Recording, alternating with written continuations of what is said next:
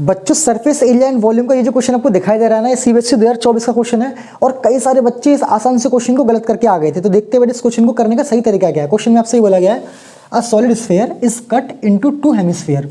बेटा आपके पास एक सॉलिड स्फीयर है। सॉलिड स्फीयर का मतलब ये है कि अंदर से खोखला नहीं है, ये पूरा अंदर से भरा हुआ पूरा सॉलिड है। इसको हमने क्या किया, इसको बीच में से कट करके इसके दो हेमिस्फीयर बना दिए और ये जो हेमिस्फीयर आया ना ये भी सॉलिड है।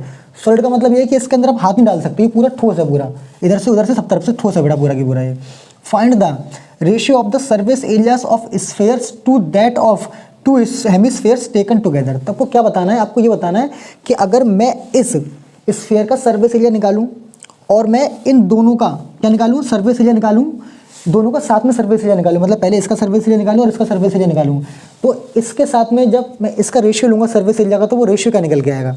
तो देखिए जरा ध्यान से देखो, अब ये सॉलिड है बेटा, आपको पता है इसका जो सर्फेस एरिया होता है वो कितना होता है 4 पाई आर स्क्वायर। अगर मैं इसके रेडियस को बेटा आर मान लूंगा तो हो जाएगा इसका 4 पाई आर स्क्वायर। जैसे मैं इसके दो हिस्से करूंगा बीच में से तो देखो इसके दो हिस्से होंगे, तो देखो बेटा ये तो बेटा पूरा सॉलिड है ना यहाँ से भी, तो इसका जो सर्फेस एरिया निकल के आएगा वो कितना निकल के आएगा 3 पाई आर स्क्वायर।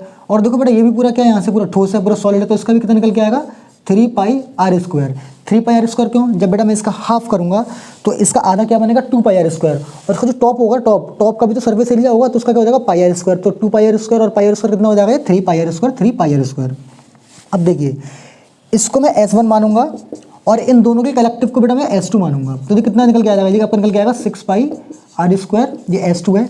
मुझे निकालना है S1 इस टू S2, तो कितना हो जाएगा ये 4 pi r square is to 6 pi r square. Pi r square से बेटा पाई आर स्क्वायर कटेगा, 2 से कटेगा 2 बार, 2 से कटेगा 3 बार, तो उसका जो रेशियो निकल के आएगा वो क्या निकल के आएगा 2:3 निकल के आएगा। अब बच्चों ने क्या गलती की, बच्चों ने क्या किया इसके दो हिस्से कर दिए और यहाँ पर भी लिखा 2 पाई आर स्क्वायर और यहाँ पर भी लिखा 2 पाई आर स्क्वायर और उन्होंने रेशियो निकाल दिया 1:1। तो बेटा ये गलती आपको नहीं करनी एग्जामिनेशन में, इस बात का बिल्कुल ध्यान रखिएगा आप।